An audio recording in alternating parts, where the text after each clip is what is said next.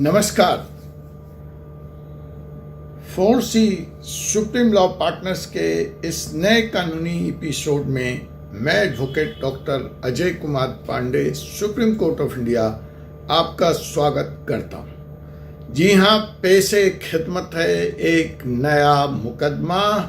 राजनीतिक पारा जब अपने आसमान पे चढ़ा हुआ है और देश लोकसभा चुनाव के प्रथम चरण के चुनाव की तरफ बढ़ रहा है और यह मुकदमा फिर एक बार देश की राजधानी दिल्ली से है, जहां पर फिलहाल इस वक्त आपके कार्यकर्ता, आपके नेता सड़कों पर हैं और भाजपा के कार्यकर्ता और नेता उनका सीधे सीधे मुकाबला कर रहे हैं।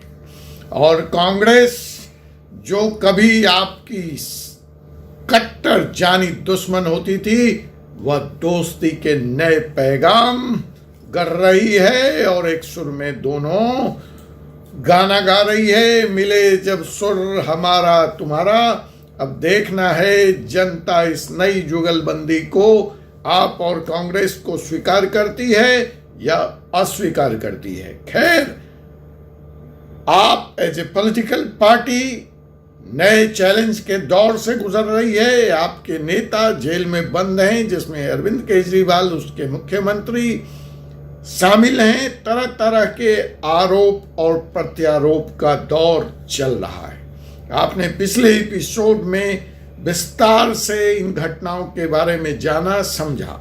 अब आइए, आज जो सवाल है कि अब तक लीकर स्कैम घोटाला, जी हां, ईडी ने जिसमें कार्रवाई की है, सीबीआई ने मुकदमा दर्ज किया है, उसमें 17 अरेस्ट हो चुके हैं। 17 लोग गिरफ्तार हैं, जिसमें अरविंद केजरीवाल, मनीष सिसोदिया, संजय सिंह, बीआरएस की लीडर के कविता आदि आदि।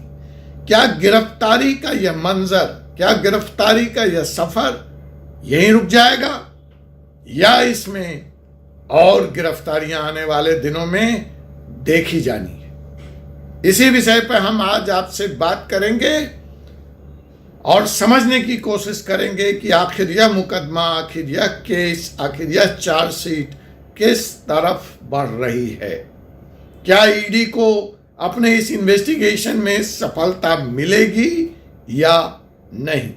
क्या अरविंद केजरीवाल बेल पर बाहर आएंगे जल्दी, या चुनाव के बाद या साल भर से ज्यादा का वक्त उनको भी जेल में लगेगा, जैसा कि मनीष सिसोदिया केस में हम लोग देख रहे हैं। तो जैसा कि मैं बता रहा था कि केजरीवाल साहब सलाखों के पीछे हैं और इधर आज दिल्ली हाई कोर्ट में केजरीवाल जी की रिमांड जो आज खत्म हो रही है, उस पर ईडी के वकील और केजरीवाल जी के वकील के बीच में गर्मा गर्म बहस जारी है।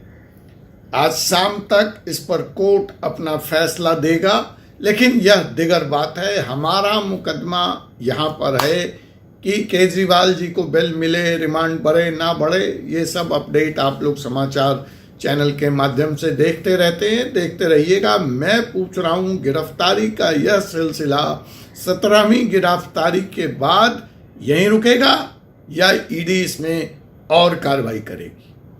देखिए, जहां तक जो कानून है, जो सबूत है, जो supplementary chargesheet, second supplementary chargesheet ED की कहती है, और उसका मैं अगर कानूनी विश्लेषण करूं तो इसमें अभी और गिरफ्तारी संभव है।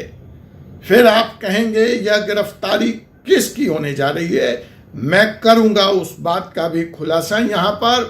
देखिए, ईडी ने जो इसमें आरोप लगाया है, वह कहता है कि ये जो इलीगल मनी है, जो मनी लॉन्ड्रिंग की गई है, उसकी एक बड़ी खेप 100 करोड़ रुपए केजरीवाल जी को दिया गया, जिसका इस्तेमाल गोवा के विधानसभा चुनाव में सन 2022 में किया गया। लेकिन साथ ही साथ ईडी यहां पर कहती है कि इस पैसे का एक बहुत बड़ा हिस्सा आपके कार्यकर्ताओं के बीच भी बांटा गया है, वह भी इस इलीगल मनी से, प्रोसीड्स ऑफ क्राइम से उनको भी फायदा हुआ है, वह भी इससे बेनिफिट हुए हैं। लेकिन कहना आसान है, इसको प्रूव करना होगा ईडी को। लेकिन अगर ईडी इसको प्रूव करने में सफल हो जाती है तो इसमें गिरफ्तारी अब नेता के स्तर से, मंत्री के स्तर से उतरकर नीचे धरातल पर आपके एमएलएस और आपके जो विश्वस्त पुराने राजनीतिक कार्यकर्ता हैं, जिनके थ्रू आप पैसों का हेर फेर लेन देन करती है, उनकी भी गिरफ्तारी संभव है। जहां तक मैंने आपको बताया कि पार्टी के ट्रेजरर मिस्टर एनडी गुप्ता हैं, जो सेकेंड टर्म में राज्यसभा मेंबर नामित किए गए हैं केजरीवाल जी की पार्टी के द्वारा। उन्होंने बतौर ट्रेजरर इस पूरे प्रकरण से अपने को निकाल लिया है, पाक साफ कर लिया है। उन्होंने यह कहा है कि हलफनामे पर, ओथ पर, कि मेरा इससे कुछ लेना देना नहीं है, सारा कुछ Arvind Kejriwal as a national convener किया करते थे। तो फिर ऐसी हालत में वह अगला निशाना कौन है? जी हाँ, वह अगला निशाना है केजरीवाल साहब के अति प्रिय, अति विश्वसनीय नेता राघव चड्ढा, चार्टर्ड अकाउंटेंट राघव चड्ढा। एक चार्टर्ड अकाउंटेंट सीन से बाहर, दूसरा चार्टर्ड अकाउंटेंट इन। और राघव चड्ढा जी का नाम सप्लीमेंट्री चार्जशीट में आया है। और यह बयान जो है सी अरविंद, जो deputy chief minister Manish Sisodia के सेक्रेटरी होते थे, उन्होंने दिया है।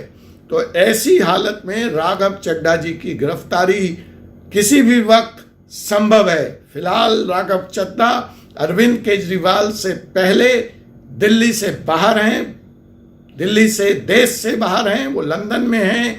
कहने को तो वो आँख का इलाज कराने गए हैं, आँख का ऑपरेशन कराने गए हैं, लेकिन वहाँ से जो रिपोर्ट मिल रही है उसके हिसाब से वो वहाँ लेबर पार्टी के नेताओं से मिल रहे हैं और भारत सरकार पर दबाव बनाने की पुरजोर कोशिश कर रहे हैं। क्या पता जर्मनी के जो नेशनल स्पोक्स पर्सन का बयान आया है या अमेरिका से जो बयान आ रहे हैं, उसके पीछे कहीं राघव चड्ढा की देश से बाहर यह जो कोशिश चल रही है सरकार को बदनाम करने की, ईडी को बदनाम करने की, उसमें उनकी मेहनत तो कहीं शामिल नहीं है। मैं ऐसा कह नहीं सकता, लेकिन फिलहाल ईडी के रडार पर राघव चड्ढा हैं और राघव चड्ढा देश से बाहर हैं आंख का ऑपरेशन कराने के लिए। यह कैसा ऑपरेशन हो रहा है जहां वह आपके लिए लेबर पार्टी के नेताओं से लंदन में मिलकर लामबंदी कर रहे हैं, समय बताएगा कि विदेशों से जो दबाव इस वक्त भारत के ऊपर पड़ रहा है इस मुकदमे में, जो अभूतपूर्व है, ऐसा कहीं पहले नहीं हुआ। भारत सरकार इसे अपने आंतरिक मामलों में हस्तक्षेप का मामला बताकर जर्मन इन्वॉय से, जर्मन के राजदूत से अपनी गहरी आपत्ति भी व्यक्त की है। तो इन हालातों में ध्यान रखिए कि राघव चड्ढा पिछले दिनों अपनी गिरफ्तारी से इनकार करते रहे हैं और उन्होंने मीडिया चैनल्स और दूसरे तमाम लोगों को कानूनी एक्शन लेने की भी धमकी दी है कि उनका नाम ज़बरदस्ती एक प्रोपेगेंडा के तहत उनको बदनाम करने के लिए उछाला जा रहा है। इसलिए मैं, अगर उन्होंने इस चीज़ को नहीं रोका तो मैं उनके ऊपर कानूनी कार्रवाई करूंगा। लेकिन माननीय राघव चड्ढा जी, माननीय देश की जनता, कानूनी कार्रवाई मेरे ऊपर भी हो सकती है, लेकिन यह बयान अब सिर्फ अखबार या मीडिया तक नहीं है, बल्कि आप और केजरीवाल के मुख्य वकील सीनियर एडवोकेट कपिल सिब्बल ने यह बात ऑन रिकॉर्ड कही है कि अगली गिरफ्तारी राघव चड्ढा की होगी। तो राघव चड्ढा जी, क्या आप सीनियर एडवोकेट कपिल सिब्बल को बदलेंगे इस केस से? क्या आप उनको कानूनी नोटिस देंगे?